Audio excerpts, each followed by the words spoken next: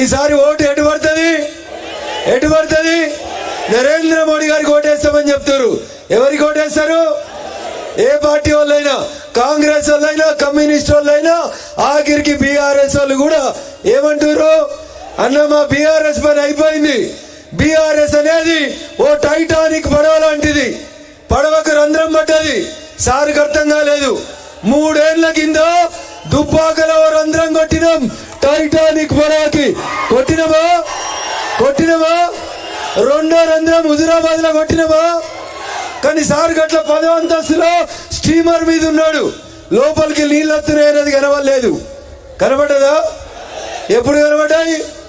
మొన్న కనబడ్డాయి చలికాలంలో. సార్ కిందికి వచ్చే వరకు పడవ ఏమైంది? నడి సముద్రంలోకి వచ్చింది.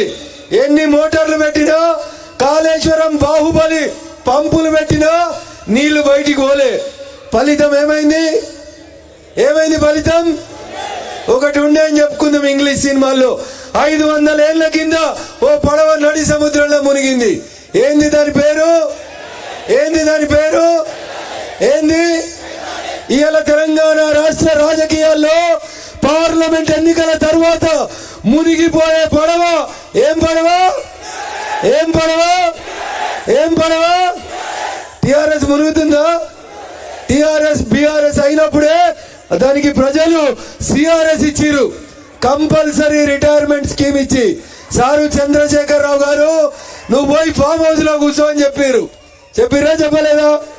మెదక్లో ఓడిపోయిరా లేదా? రేపు మళ్ళీ మెదక్లు ఎవరు గెలుస్తారు? గెలవాలంటే ఏం చేయాలి? ప్రతి ఇంటికి పోయి దండం పెట్టాలి. అని ఆయన బీఆర్ఎస్ అయినా నేను పోను అనొద్దు అంటారా? అట్లా పోరా? బీఆర్ఎస్ సర్పంచ్లు కూడా మనకు చేస్తామని చెప్తున్నారు.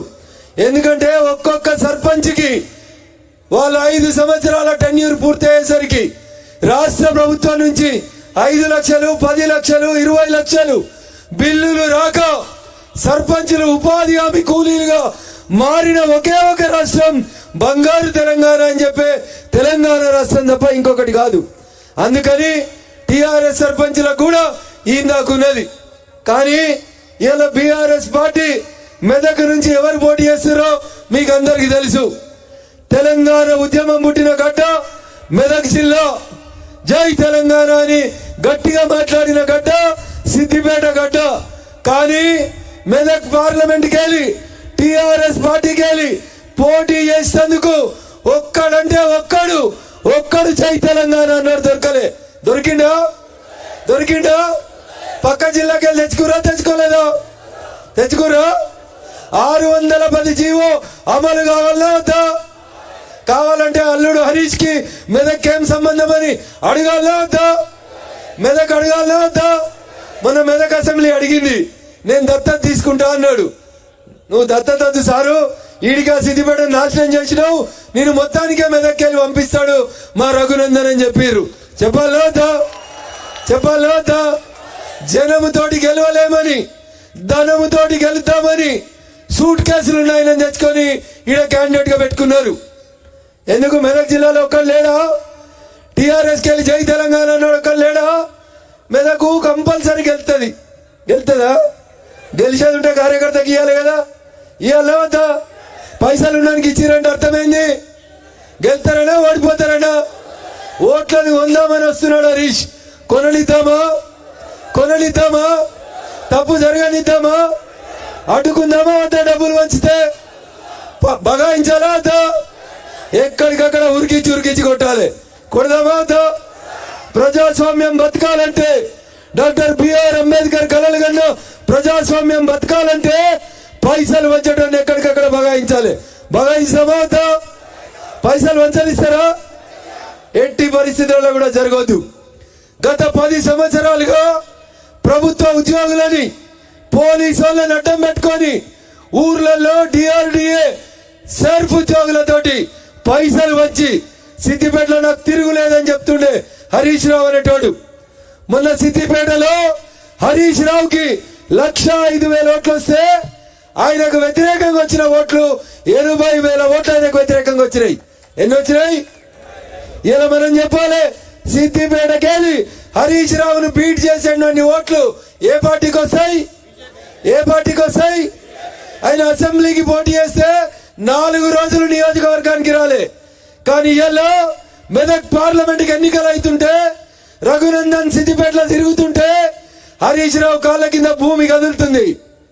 సిద్దిపేటలో ఓట్లు తగ్గుతాయని భయపట్టి రోజు వచ్చి సిద్దిపేటలో కూర్చుంటున్నాడు. రోజు 10,000 మందికి టెలిఫోన్ కాన్ఫరెన్స్ కాల్ పెట్టి ఇది నా గడ్డ, నన్ను కాపాడుండ్రి, రఘునందన్ కంటే ఒక్క ఓటు తక్కువ వచ్చినా వాడు నన్ను తన్ని కరీంనగర్ కొడతాడని దండం పెట్టుకుంటూ తిరుగుతున్నాడు. 610 జీవో అమలు చేయాలన్నా వద్దా? 317 జీవో తెచ్చి సిద్దిపేట టీచర్లని నారాయణ ఖేడ్కు పంపిన హరీష్ అన్నట్టు ఆయనను సిద్దిపేటకి వెళ్ళి కరీంనగర్ పంపాలన్నా వద్దా? పంపాలన్నా వద్దా?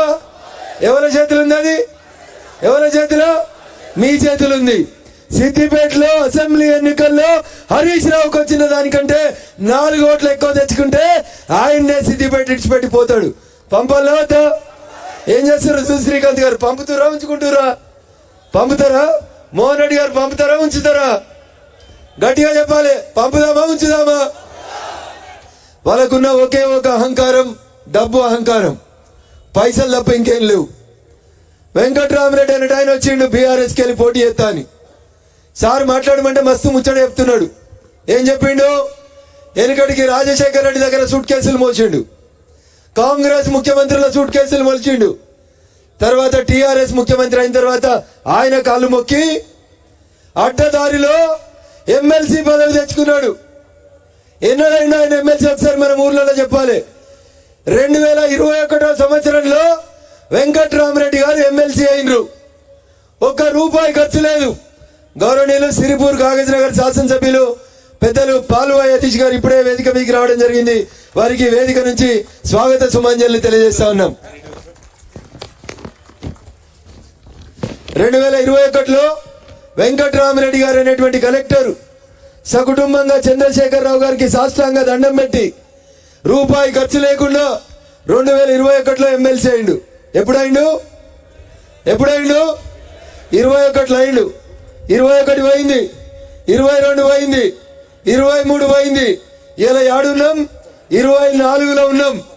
ఇవాళ వచ్చి చెప్తున్నాడు ఏం చేస్తాడట? సార్కి వెళ్తే 100 కోట్లు పెట్టి స్కూళ్ళు పెడతాడంట, 100 కోట్లు పెట్టి దవాఖానాలు కడతాడంట. ఒకసారి మనం ఊర్లలో అడగాలి. టీఆర్ఎస్ వాళ్ళు వచ్చినప్పుడు, వెంకట్రామరెడ్డి వచ్చినప్పుడు అడగాలి. ₹1 ఖర్చు లేకుండా 2021లో గెలిచినావు కదా వెంకట్రామరెడ్డి గారు, 3 ఏళ్లకోనే మెదక్కి ₹3 ఇచ్చినవా అని అడగాలి. ఇచ్చిండా? ప్రతి సంవత్సరం 5 కోట్ల ఎమ్మెల్సీ నిధులు వచ్చినాయి. ఒక్కరోజు మెదక్ జిల్లాలో ఒక్క కుటుంబానికి కనీసం ₹1 సహాయం చేయనాడు వెంకట్రామరెడ్డి. వీళ్ళు ఏం చెప్తున్నారు? 100 కోట్లు పెట్టి చదివిపిస్తాడంట. ఎవరిని చదివిపిస్తావు? 3